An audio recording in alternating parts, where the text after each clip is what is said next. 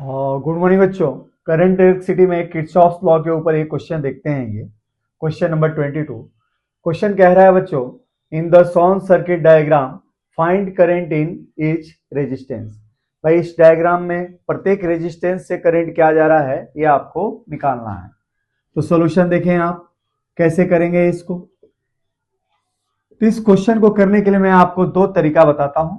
तो first method देखें आप। फर्स्ट मेथड, ये मेथड है बाई सिमेट्री ऑफ सर्किट से। बाई सिमेट्री ऑफ सर्किट देखें, आपको साफ दिख रहा है यहां पे कि अगर ये रेजिस्टेंस नहीं होता बच्चों तो इस पॉइंट का पोटेंशियल इस पॉइंट का पोटेंशियल सेम होता। अच्छा, ये रेजिस्टेंस नहीं होता तो इस पॉइंट का पोटेंशियल इस पॉइंट का पोटेंशियल सेम होता। उसी तरीके से इस पॉइंट का पोटेंशियल और इस पॉइंट का पोटेंशियल क्या होता, सेम होता। तो अगर नेमिंग करें सर्किट में, हम ऐसे A B C D E F G H ऐसे नेमिंग किया बच्चों हमने। तो हमें बाई सिमेट्री क्या मिल रहा है, V A equal to V H. A point का पोटेंशियल एच पॉइंट के पोटेंशियल के बराबर है। अच्छा, बी पॉइंट का पोटेंशियल बी जी पॉइंट के पोटेंशियल के बराबर है। सी पॉइंट का पोटेंशियल एफ पॉइंट के पोटेंशियल के बराबर है। और उसी तरह डी पॉइंट का पोटेंशियल ई पॉइंट के पोटेंशियल के बराबर है। अच्छा, अगर दो पॉइंट का पोटेंशियल अगर सेम है तो उसके बीच जोड़े गए रेजिस्टेंस का कोई लॉजिक नहीं है। तो इस पॉइंट और इस पॉइंट का अगर पोटेंशियल बराबर है तो इस रेजिस्टेंस का कोई लॉजिक नहीं है, अर्थात कि इससे कोई भी करंट नहीं जाएगी। तो इसमें जाने वाली करंट क्या होगी बच्चों, जीरो होगी, है ना। इस करंट को अगर I1 मान लें तो ये जीरो होगा बच्चों। अच्छा, उसी तरह सी पॉइंट का पोटेंशियल एफ पॉइंट के पोटेंशियल के बराबर है, तो इस रेजिस्टेंस का कोई लॉजिक नहीं है। इसका अर्थ है कि इसमें भी आने वाली करंट की वैल्यू क्या है बच्चों, जीरो है ना। तो इस तरीके से देयरफॉर करंट, और इस वाले रेजिस्टेंस में मैंने मान लिया करंट क्या है बच्चों, आई, है ना। मान लीजिए करंट ऐसे घूमते हुए जा रही है, ये आई है और ये भी क्या है बच्चों, आई है। तो इसमें करंट क्या है, तो देयरफॉर हम लिख सकते हैं I1 equal to zero, I2 equal to zero और similarly I equal to zero. इस तरीके से प्रत्येक रेजिस्टेंस में करंट की वैल्यू क्या मिलेगी आपको, जीरो मिलेगी। अच्छा, दूसरा मेथड देखें बच्चों। सेकेंड मेथड से इस क्वेश्चन को करते हैं। यहां पे सेकेंड मेथड देखें आप लोग। मान लिया जाए बच्चों कि हमारे पास सर्किट में ये करंट आई है ना। इधर से टूटा I2 के रूप में, इधर क्या आया, I डैश आया। अच्छा, I डैश इधर जा रहा है ना। अब I डैश यहाँ टूटा कैसे, I1 के रूप में, और इधर जा रहा है बच्चों I डबल डैश।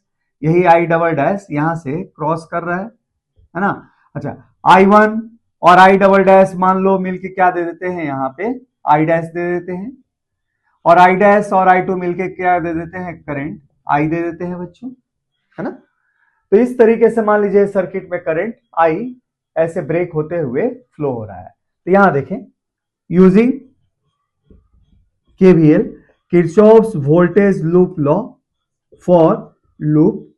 किस लूप की बात कर रहा हूं, मैं बात कर रहा हूं ए, है ना, B, A B C D E F G H A, इस लूप की बात कर रहा हूं। और ऐसे में सर्किट में बच्चों रोटेट कर रहा हूं ना, लूप में ऐसे में सर्किट को ए बी सी डी ए को मतलब ले रहा हूं, ए बी ऐसे करते करते, और कहां तक, ए तक मैं वापस आ रहा हूं, क्लॉकवाइज डायरेक्शन में लूप में होते हुए मैं वापस आ रहा हूं।